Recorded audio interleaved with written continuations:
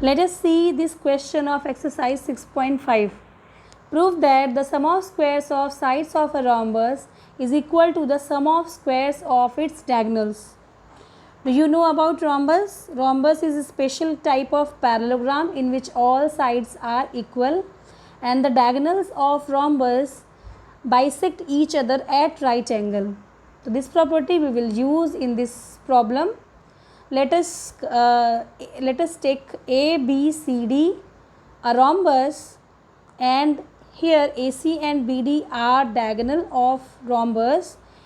They are intersecting, means they are bisecting each other at right angle, means angle AOB, angle BOC, angle COD and angle AOD are 90 degree. This we have, and the another information we have that AO is equal to OC is equal to AC by 2 and OB is equal to OD is equal to BD by 2, क्योंकि इसके diagonals एक दूसरे को bisect करते हैं, means OB और OD आपस में इक्वल हैं और BD का हाफ है, ऐसे ही OA और OC आपस में इक्वल हैं और AC का हाफ है। तो यहाँ पे आपको 4 राइट एंगल ट्रायंगल दिख रहे होंगे, triangle AOB, triangle BOC, triangle COD और ट्रायंगल AOD। सब में हमने पाइथागोरस थ्योरम अप्लाई कर दिया है और हमने 4 इक्वेशंस फॉर्म किया है, उसको नाम दे दिया है। AOB के लिए पाइथागोरस थ्योरम अप्लाई करेंगे, AB हाइपोटेनस है, OA को बेस मान लिया और OB हमारा परपेंडिकुलर हो गया, तो AB square is equal to OA square plus OB square. Similarly we can write for all the other 3 right angle triangle BOC, COD and AOD. Now we have to add all these 4 equations.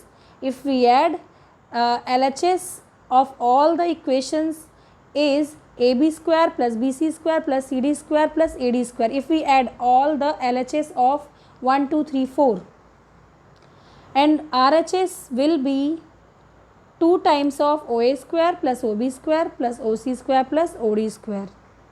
Now you have to put OA is equal to AC by 2, OB is equal to BD by 2, OC is equal to AC by 2 and OD is equal to BD by 2.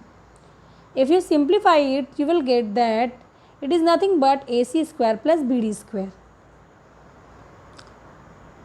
We have proved. Let us see the next. This is question number 11 of exercise 6.5. Let us read the question first. An aeroplane leaves an airport and flies due north at a speed of 1000 km per hour. At the same time, another aeroplane leaves the same airport and flies due west at a speed of 1200 km per hour. How far apart will be the 2 planes after 1.5 hours? You can draw the figure like this. ABC is a right angle triangle. Suppose the first aeroplane है ना, which is flying towards north, means in the direction of AB, and the distance of AB we can calculate by the formula speed into time. We have been given the speed of first aeroplane which is 1000 km per hour and time we have been given 1.5 hour. So distance travelled by the first aeroplane which is travelling to the north direction is equal to 1500 km. जो पहला aeroplane है वो 1.5 घंटे में 1000 की speed से 1500 kilometre की distance को कवर कर रहा है, यानी ए बी के डायरेक्शन में, ये हो गया।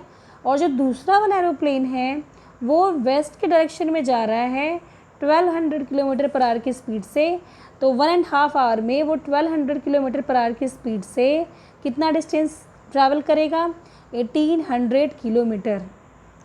और हमें क्या चाहिए? हमें चाहिए कि 1.5 आवर में दोनों प्लेन के बीच का डिस्टेंस कितना होगा, यानी BC की लेंथ हमें चाहिए। तो triangle ABC right angle triangle है, तो we can apply Pythagoras theorem here. BC square is equal to AC square plus AB square. Put the value of AB and AC, you will get the value of BC which is equal to 300 square root of 61 kilometer. See this problem. This is question number 16 of exercise 6.5. ये काफ़ी simple है, छोटा सा है, देख लो आप इसको। इन an equilateral triangle prove that 3 times the square of one side is equal to 4 times the square of its altitude। एक इक्विलेटरल ट्रायंगल है, हमें प्रूव करना है कि उसके किसी एक साइड का स्क्वायर का 3 टाइम्स, यानी 3ab स्क्वायर ले लें या 3bc स्क्वायर ले लें या 3ac स्क्वायर ले लें, तो वो कितने के इक्वल हो, इसके एल्टीट्यूड के स्क्वायर के 4 टाइम्स के। एल्टीट्यूड मतलब क्या होता है, किसी भी ट्रायंगल में किसी वर्टेक्स से अगर हम एक परपेंडिकुलर डाल दें उसके अपोजिट साइड पे तो उसे एल्टीट्यूड कहते हैं।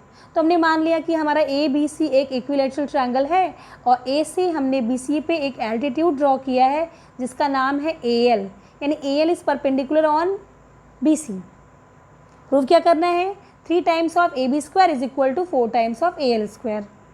तो यहाँ पे पाइथागोरस थ्योरम अप्लाई करेंगे। तो हम ले लेते हैं इसमें ट्रायंगल ए बी एल को।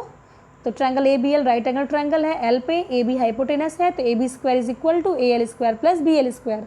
अब जो बी एल है वो बी सी का हाफ है। क्यों? क्योंकि हमने पढ़ा है कि अगर किसी ट्रायंगल में आइसोसेलेस ट्रायंगल है वो, तो वहाँ से अगर वर्टेक्स से अपोजिट साइड पे परपेंडिकुलर डालते हैं तो वो अपोजिट साइड को बाइसेक्ट करता है। ये ट्रायंगल में जब हम एल्टीट्यूड के बारे में पढ़ रहे थे तो ये प्रॉपर्टी इसको हमने प्रूव किया था। तो यहाँ पे ए बी और ए सी आपस में इक्वल हैं, तो ए से अगर हम बी सी पे परपेंडिकुलर डालेंगे तो जो बी एल और एल सी होंगे वो आपस में इक्वल होंगे, यानी बी सी बाइसेक्ट हो जाएगा। तो जैसे ही हमने बी एल को बी सी बाई 2 रखा और सिंप्लीफाई किया, सिंप्लीफाई करने के बाद हमें मिल जाएगा 3ab square is equal to 4al square.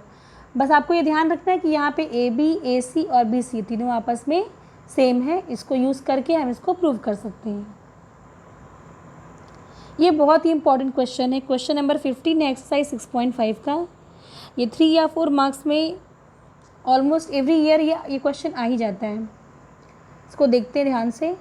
In an equilateral triangle A B C, D is a point on BC such that BD is equal to BC by 3. Prove that 9AD square is equal to 7AB square. एक equilateral triangle है ABC, यानी AB बराबर BC बराबर AC। A से BC पे एक point D ऐसा लिया गया है such that BD is BC by 3, यानी BD जो है BC का 1/3 है। बस इतना हमें क्वेश्चन में दिया हुआ है। अप्रूव करना है कि 9AD square is equal to 7AB square.